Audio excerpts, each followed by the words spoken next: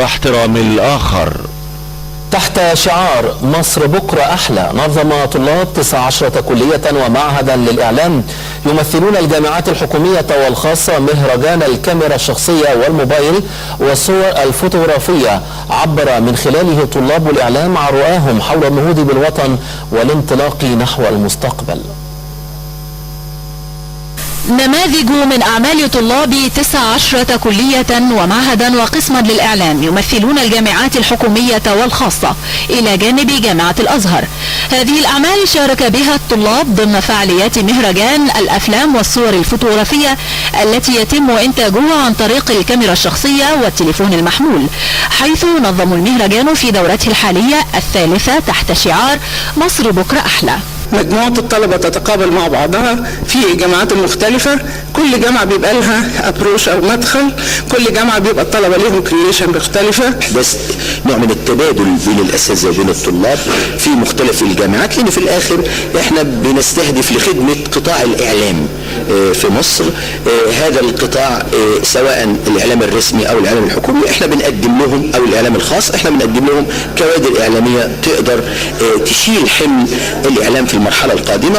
43 عملا شارك بها الطلاب إلى جانب معرض لصور الفوتوغرافيا تتناول الجوانب التي يمكن الارتقاء بها في المجتمع ليكون بكرة أحلى، كدعوة يطلقها طلاب المهرجان لبناء الوطن والخروج من مرحلة عدم الاستقرار التي يمر بها. الشباب بيأملوا بأن مصر بكرة أحلى من وجهة نظرهم، شايفين المستقبل في السياحة، في العمل، الناس تشتغل، لازم تكون إيجابيين. احنا في ثورة إعلامية كبيرة جدا، النهارده الجيل الجديد طالع بشكل مختلف تماما عما سبق، بفكر تاني خالص. النهارده بعد العولمة اللي بقينا فيها، وبعد ما بقى في ايدينا دلوقتي كل برامج العالم ممكن تتفرج عليها في نفس اللحظة، فلا الفكر اختلف. تبادل الخبرات بين طلاب كليات ومعاهد الإعلام من شأنه بحسب خبرائه وأساتذته أن يعمل على إثراء معارف هؤلاء الطلاب، مما يؤهلهم للدخول بقوة إلى العمل بالمجال الإعلامي بعد تخرجهم.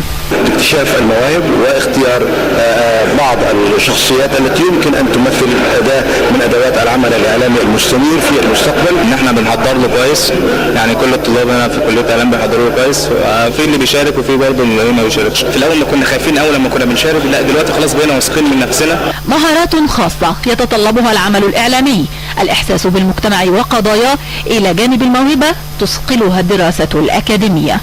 على الرغم من بساطة الأفكار وبساطة الأدوات المستخدمة، إلا أن النتاج سواء كان أفلام فيديو أو صور فوتوغرافية يبشر باقتراب دخول جيل جديد إلى المجال الإعلامي يبني المجتمع، بشرط عدم الوقوع في سلبيات من سبقوه والتمسك بإيجابيات المجتمع. سوزان مصطفى للتلفزيون المصري.